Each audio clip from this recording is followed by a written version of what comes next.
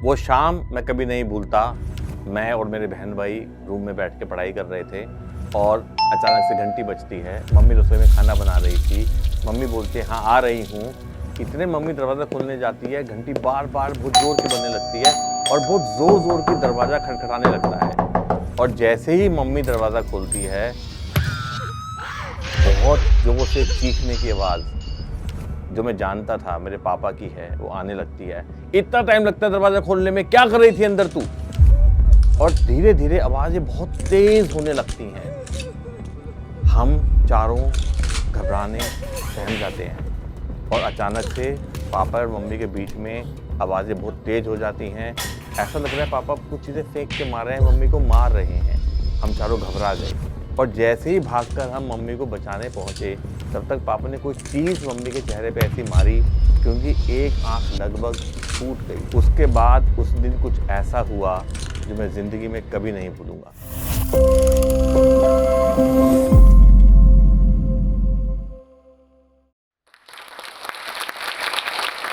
ये कहानी मेरी केवल एक निजी ज़िंदगी की कहानी ही नहीं है।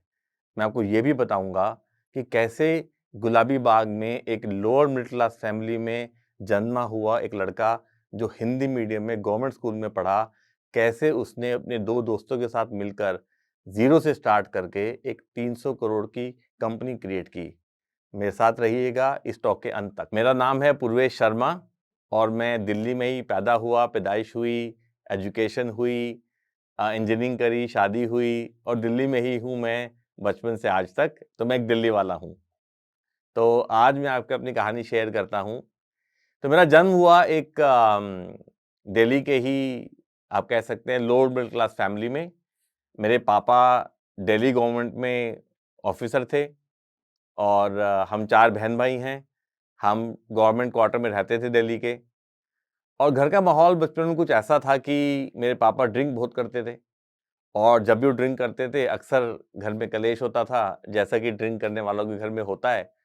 और हम चारों बहन-भाई एक अलग रूम में सोने की एक्टिंग करते हुए, बट एक्चुअली पापा के सोने का वेट करते हुए, अक्सर शामें ऐसे गुज़रती थी। और जब भी शाम ढलने लगती थी, तो दिल में एक हल्की-हल्की सी घबराहट कि आज पापा कहीं ज़्यादा पी के तो नहीं आएँगे, कहीं कुछ ज़्यादा तो नहीं हो जाएगा आज। और अक्सर ऐसा ही बचपन गुज़रता रहा। मुझे आज भी वो रात याद है। मैं कुछ 12-13 साल का रहा होऊँगा कि शाम हुई और दरवाज़े पे खटखट हुई। तो जब तक मम्मी ने दरवाज़ा खोला, एकदम से चिल्लाने की आवाज़ और ये पहचानी हुई आवाज़ थी मेरे पापा की। और आज एक बार फिर वो बहुत पी कर आए थे और जैसे ही मम्मी ने दरवाज़ा खोला, वो मम्मी के साथ चीखने-चिल्लाने लगे। इतना टाइम लगता है दरवाज़ा खोलने में, क्या कर रही थी तू अंदर? और एकदम से गाली-गलौज स्टार्ट हो जाती है। अचानक से मैं सहम-सा गया, कुछ 12-13 साल का रहा होऊँगा। हम चारों बहन-भाई डर से गए। आज फिर एक बार शाम को झगड़ा, गालियाँ, चिल्लम-चिल्ली ये होने वाली है। अक्सर हुआ करती थी। इस रात भी हो रही थी। करते-करते चिल्लाना इतना बढ़ने लग गया कि बहुत ही ज़्यादा और हम डरने लग गए और मैं सहम गया कि क्या होगा आज? कुछ ही देर में पापा मम्मी को मारने लगे और इतनी बुरी तरह मारने लगे कि हम सब सहम गए। एक पॉइंट के बाद हम चारों सोचने लगे कि बीच बचाव करें, नहीं करें, करें तो बात और बिगड़ जाती थी, ना करें। बट बात इतनी बढ़ती जा रही थी कि एक पॉइंट आया कि हमें लगा कि नहीं बीच बचाव करना ही चाहिए।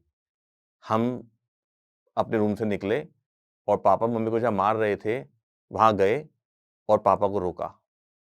मतलब पापा मम्मी को इतना मार चुके थे कि उनकी एक आँख ऑलमोस्ट फट गई थी।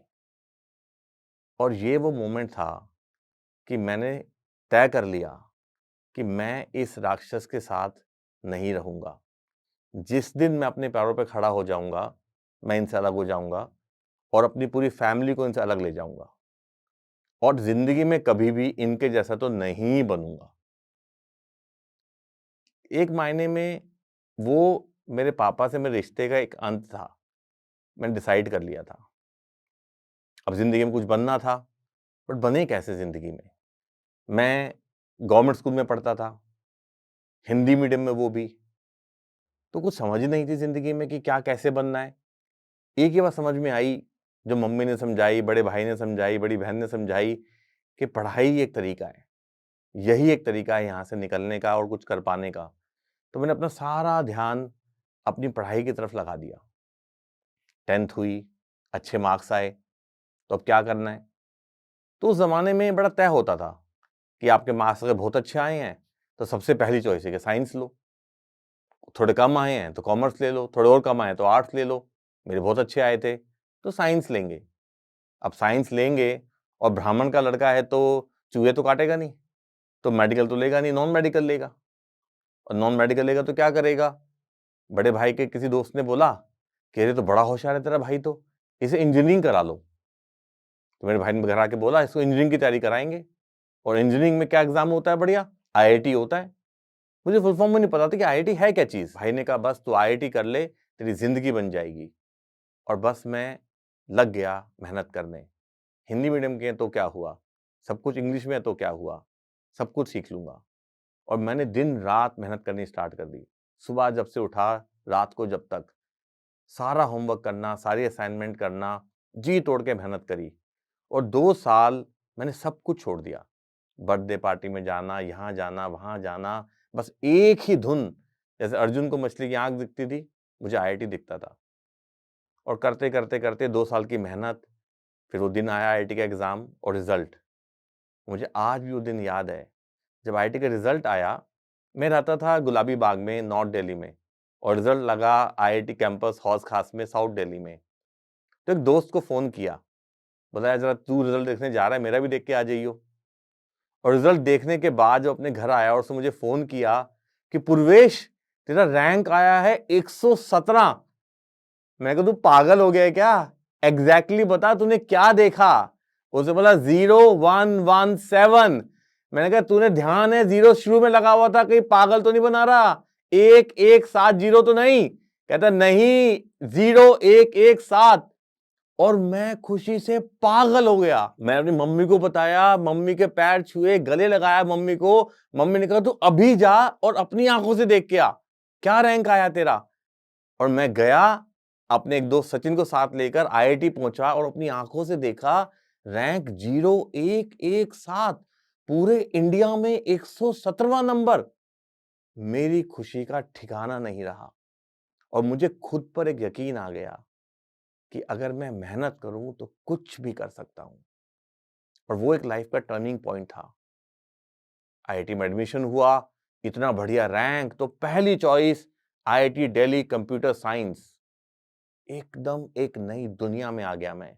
एक Hindi medium school, government school से पढ़ा हुआ लड़का, मिडिल क्लास फैमिली में, गवर्नमेंट क्वार्टर्स में रहने वाला लड़का, अब आ गया था आईआईटी दिल्ली में, जहां पूरे देश के स्कूल्स के टॉपर्स आए थे। और मोस्ट ऑफ देम एकदम फ्लुएंट इंग्लिश बोलते थे, कॉन्वेंट एजुकेटेड, कोएड एजुकेटेड। मैं बॉय स्कूल्स का पढ़ा हुआ, सहमा हुआ। मैं ना तो उनकी तरह अंग्रेजी बोल सकता था, ना इतनी फास्ट समझ सकता था, ना लड़कियों से बात कर सकता था, ना कॉन्फिडेंस था। सहमा सहमा, घबराया घबराया, बट था तो कंप्यूटर साइंस में। मैं एडजस्ट ही नहीं हो पा रहा था इस कल्चरल शॉक से। अब अगले कुछ साल फिर आईआईटी के अंदर किसी तरह मैंने काम चलाने की कोशिश करी, जितनी मेहनत कर सकता था करी, और समझ में आ गया कि इन लोगों के साथ मैं compete तो नहीं कर पाऊंगा, इन लोगों से जीत तो नहीं पाऊंगा। बट ठीक है, जितना बेस्ट कर सकता हूँ करता हूँ, और जब यहाँ से निकलूंगा तो एक अच्छी खासी जिंदगी जी ही लूंगा। और ऐसी जिंदगी चल रही थी। और इन 3 साल में जब भी मैं घर जाता तो मम्मी मेरी पसंद का खाना बनाती, क्योंकि मैं हॉस्टल से घर आया हूँ, महीने 2 महीने में एक बार। और पापा से हाँ नमस्ते पापा, हाँ कैसा चल रहा है, ठीक चल रहा है, बस ट्रांजैक्शनल बात हो जाती। और मैं मन में सोचता इन्हें पता नहीं है, बट मैं एक्चुअली बस वेट कर रहा हूँ कि जब मेरी जॉब लगेगी मैं इनसे अलग हो जाऊंगा। एक शाम मेरा बहुत क्लोज फ्रेंड सचिन मल्होत्रा बोला कि पूर्वेश यार एक कुछ फोरम करके चीज कोई बात कर रहा है, और वहां लोग जाते हैं और उनकी जिंदगी में बहुत कुछ पॉजिटिव होने लगता है, और चल चल के देखते हैं, फ्री का इंट्रोडक्शन है, चलते हैं। तो मैंने कहा ठीक है चलते हैं। मुझे नहीं पता था कि लाइफ में कुछ बहुत बड़ा होने वाला है। मैं उस शाम गया उस इंट्रोडक्शन में, और वहां उन्होंने बात करी कि ये 3 दिन का कोर्स है, और ये कोर्स करके लोगों को सेल्फ कॉन्फिडेंस, करेज, हैप्पीनेस, ये चीजें मिल जाती हैं। मुझे बात समझ नहीं आई, ऐसे कैसे 3 दिन में हो सकता है, बट लेकिन देख के लगा शायद हो भी सकता है। तो मैंने कहा ठीक है, मैं कोर्स करूँगा। और मैंने वो 3 दिन का कोर्स किया और 3 दिन के कोर्स में मुझे मिला, उन्होंने बोला कि आपकी ज़िंदगी में आपका सैटिस्फैक्शन, आपका peace of mind is a function of your relationship with your parents. और मेरी रिलेशनशिप मेरे पेरेंट्स के साथ तो सेटल्ड थी। मैं मम्मी से इंतहा प्यार करता था और पापा से इंतहा नफ़रत। मुझे तो कुछ करना ही नहीं था यहाँ पर। बात सेटल थी मेरे लिए तो। बट थर्ड डे जब उस कोर्स का हुआ, तो कहीं न कहीं मैंने खुद से पूछा, चलिए मेरे पापा तो जो करते आए हैं, मैं उनके साथ क्या करता आया हूँ आज तक? क्या मैं उनसे प्यार करता हूँ? जवाब था नहीं। प्रिटेंड करता हूँ प्यार करने की, एक्चुअली नफ़रत करता हूँ। क्या उनकी रिस्पेक्ट करता हूँ? बिल्कुल भी नहीं। रादर मैं शर्मिंदा था उन पर। अपने दोस्तों को घर भी नहीं बुलाता था कि वो मेरे पापा को पीते हुए देख लेंगे तो मेरे बारे में क्या सोचेंगे? क्या मैं उनकी केयर करता हूँ? बिल्कुल भी नहीं। मैं उन्हें केवल यूज़ कर रहा था क्योंकि वो मेरी फीस भरते थे और मैं अपने पैरों पे खड़ा होने का वेट कर रहा था केवल। मैंने ये पाया कि मेरे पापा जो करते आए थे आज तक, वो तो सब देख सकते थे। मैं तो सिर्फ़ प्रिटेंड करता था एक अच्छा बेटा होने का, बट एक्चुअली केवल उनको यूज़ कर रहा था और उस मौके का इंतज़ार कर रहा था, कब मैं उनसे अलग होके आज़ाद हो जाऊँ। और मैंने पहली बार उस कोर्स के तीसरे दिन अपने पापा को फ़ोन किया। और मैंने बोला, "पापा, मैं 20 साल से आपसे नफ़रत करता था और आपसे दूर जाना चाहता था। आप मुझे माफ़ कर दो। मैं अब आपसे प्यार करता हूँ और आपके साथ रहना चाहता हूँ।" और मेरे पापा ने बोला, "बेटा चिंता ना कर, मैं तो हमेशा तेरे साथ हूँ।" ये पहली बार था जब मैंने अपने पापा से कनेक्ट किया। मेरी जॉब लगी और मेरी जॉब लगी आईआईटी दिल्ली में, highest salary in Indian salary, Indian currency, SAP labs Bangalore में। और जैसे मैं शेयर कर रहा था एक्साइटेडली, पापा शेयर करने लगे, "तेरे को पता है मेरी पहली जॉब का एक्सपीरियंस क्या था?" मैंने कहा, "हाँ, बताओ पापा।" पापा बोले, "मैं 14 साल का था जब भाई ने घर से निकाल दिया था और मैं दिल्ली आ गया अपने गाँव से। और यहाँ मैंने जॉब स्टार्ट करी एज़ ए स्टोर मैनेजर, जब आईआईटी दिल्ली बन रहा था। मैं ₹2.75 डेली पे काम करता था, दिन में काम करता था, शाम को पढ़ता था और ऐसे मैंने ग्रेजुएशन करी और दिल्ली गवर्नमेंट जॉब लगी।" और वो रोने लगे। आज मेरा बेटा उसी आईआईटी दिल्ली से कंप्यूटर साइंस इंजीनियर बन के निकलेगा, जहाँ मैंने स्टोर मैनेजर की जॉब की थी अपनी पहली। हम दोनों की पहली जॉब एक ही जगह से स्टार्ट हुई। और मैं उस क्षण प्रेज़ेंट हुआ कि ये इंसान ने अगर ज़िंदगी में इतने हार्डशिप्स ना झेले होते, तो मैं भी शायद रोड पे मज़दूर होता। मैं आईआईटी दिल्ली कंप्यूटर इंजीनियर पैदा नहीं हुआ था, इस इंसान की वजह से मैं हूँ। ना सिर्फ मैं, हम चारों बहन-भाई, मेरे दोनों चाचा, हम ज़िंदगी में इतने वेल सेटल्ड हैं बिकॉज़ इस इंसान ने 14 साल की उम्र से इतनी हार्डशिप झेली और हर एक ने इसको आज तक कोसा ज़रूर कि ये पी के दंगा करता है, गाली देता है, ये करता है, पर कभी किसी ने सराहा नहीं कि हमारा वजूद तुम्हारी वजह से है। और उस क्षण मेरे को अपने पापा से प्यार हो गया। That was the turning point of my life. जिस इंसान को मैंने पूरी ज़िंदगी नफ़रत की, उसी से प्यार हो गया। और अचानक से मैं एक सहमा हुआ, घबराया हुआ, शाई इंट्रोवर्ट एकदम से अपना सेल्फ एक्सप्रेशन पाने लगा, लोगों से मिलने-जुलने लगा, खुश रहने लगा। इवन मेरी गर्लफ्रेंड भी बनी। पहली लड़की जिससे मैंने बात करी, सुदीपा, और आज वो मेरी वाइफ़ है। एकदम से ज़िंदगी पलटने लगी और मैं खुश रहने लगा, खुद को एक्सप्रेस करने लगा, यहाँ तक कि मुझे लगा कि मुझे अपनी फैमिली के साथ रहना है, मैं किसी से दूर नहीं जाना चाहता था। मैंने जॉब स्टार्ट करी, बहुत बढ़िया जॉब थी, बहुत बढ़िया सैलरी, बट एक बात चुभने लगी, कहीं न कहीं जर्मन्स की चापलूसी करते थे इंडियंस उस कंपनी के अंदर और मुझे लगा मैं ये नहीं करूँगा। मैंने जॉब छोड़ दी, मैं वापस दिल्ली आ गया बैंगलोर से। तो मैंने जॉब छोड़ दी और मैं दिल्ली आ गया, अपने एक बैचमेट के साथ एक स्टार्टअप करने लगा। अब घर में तो माहौल बहुत बढ़िया हो गया था पहले के मुकाबले, बट करना क्या है? सारे बैचमेट्स तो यूएसए, यूरोप चले जाते हैं। मैं इंडिया में रहना चाहता था, दिल्ली में रहना चाहता था, जहाँ मेरी गर्लफ्रेंड थी, मेरी परिवार थी, उनके साथ रहना चाहता था, बट पैसा कैसे कमाऊँ? तो मुझे लगा अपनी कंपनी बनाना, नारायण मूर्ति मेरी इंस्पिरेशन थे, कि अगर वो कर सकते हैं तो मैं क्यों नहीं? मैंने एक स्टार्टअप करी दोस्त के साथ, उसका ज़्यादा बनी नहीं और 6 महीने के बाद ही मैंने एक और 2 और दोस्तों के साथ मिलकर अपनी पहली कंपनी स्टार्ट करी, विज़लैब सॉफ्टवेयर। हमें सक्सेस मिली, बट हमारे आपस में कुछ ऐसा हुआ कि कुछ टाइम के बाद मैंने अपना हिस्सा उनको बेच दिया और कुछ ना कुछ करते ऐसा हुआ कि मैं बिल्कुल बैंकरप्ट हो गया। 9 साल कंपनी चलाने के बाद मैं बिल्कुल ज़ीरो पे आ गया और मेरा दिल बहुत टूटा, हिम्मत टूटी कि अब क्या करूँ? मैंने अपनी एक और बैचमेट के साथ स्टार्टअप की थी, उसके यहाँ जॉब करी। उसने मुझे बहुत सपोर्ट किया। जो मेरा बेस्ट फ्रेंड था कॉलेज टाइम से, मेरा रूममेट था राज सिंघल, और उसने फिर से मुझे रिवाइव किया। मैं 2 साल उसके साथ जॉब करी और अपने सारे कर्जे चुका दिए, एकदम आज़ाद हो गया और मुझे लगा एक बार फिर से मैं स्टार्टअप करना चाहता हूँ, एक बार फिर से उड़ना चाहता हूँ। और मैंने राज को बोला, राज मैं तेरे साथ कंपनी बनाना चाहता हूँ। और राज ने बोला, मैं भी। जो कंपनी हम चला रहे थे, वो कंपनी हमने अपने क्लाइंट को बेची यूएस में, और मैंने और राज ने मिलके मेरी current company footprints child care start करी। करेंगे क्या इस कंपनी में? मैंने बोला, मेरा पैशन एजुकेशन है। लैंडमार्क के समय से, कॉलेज के समय से मैं एजुकेशन में कुछ करना चाहता हूँ। राज ने बोला, तेरा जो भी पैशन है मैं तेरे साथ करना चाहता हूँ, और हमने फुटप्रिंट स्टार्ट करी। बहुत कुछ एक्सप्लोर करने के बाद हमने सोचा प्री स्कूल एक ऐसा एरिया है जो पहले 5 साल होते हैं इंसान के, वो सबसे क्रूशियल होते हैं। बट अनफॉर्चुनेटली इंडिया में सारा फोकस होता है एजुकेशन के लास्ट 5 साल पे, जब कॉलेज करने का टाइम आता है, जबकि मेन है पहले 5 साल, जब बच्चा प्री स्कूल में होता है। और हमने देखा था जो हमारे सारे बैचमेट थे यूएस में, उनके बच्चों को कैसा एक्सपोजर मिल रहा था। जब मेरा बेटा हुआ 2005 में, मैं यूएस गया और मैंने देखा क्या-क्या होता है यूएस के अंदर, क्या-क्या मिलता है बच्चों को, और इंडिया में ये है ही नहीं। तो मैंने राज को बोला, हम दुनिया की बेस्ट प्रैक्टिसेस प्री स्कूल की इंडिया में लेके आएंगे। यही मेरा पैशन है और यही मेरा मिशन है। और हमने वो करना स्टार्ट किया। और जैसे ही हमने पहला सेंटर खोला गुड़गांव के अंदर और मैंने पेरेंट्स को खुद बैठ के समझाना स्टार्ट किया, तो पेरेंट्स कहते थे, पूर्वेश बात तो ठीक है, पर सभी लोग तो ऐसी बातें करते हैं, हम कैसे मान लें कि जो आप कह रहे हो करने वाले हो? बात तो ठीक है। तो मैंने बोला कि मैं कैमरे लगा देता हूं और आपको लाइव फीड दूंगा, अपनी आंखों से देखो जो मैं कह रहा हूं कर रहा हूं उसमें कितना फर्क है। और ये पेरेंट्स का बहुत हिट हुआ। पहली बार एक कंपनी जो बिल्कुल ट्रांसपेरेंट होने को तैयार थी, जो कुछ कह रहे थे वो करके दिखाने को तैयार थी। तो बहुत से पेरेंट्स का हमें रिस्पॉन्स मिलने लगा, बहुत से अपने बच्चे लाके लाने लगे, और कुछ टाइम धीरे-धीरे ट्रस्ट बढ़ता चला गया। हमने एक ऐप बनाई, रियल टाइम अपडेट पेरेंट्स को देने लगे, और अचानक से हम ग्रो करने लगे। 1 से 2, 3, 4, 5, 6 सेंटर हमने कर लिए। और 5 सेंटर अपने करने के बाद हमने देखा कि ऑपरेशंस में क्या लगता है, कैसे फिगर आउट करें। और अब ग्रो करने के लिए हमने कहा फ्रेंचाइज रूट लेते हैं, कि इन्वेस्टर्स तो फंड करने को तैयार थे नहीं प्री स्कूल उस टाइम पे।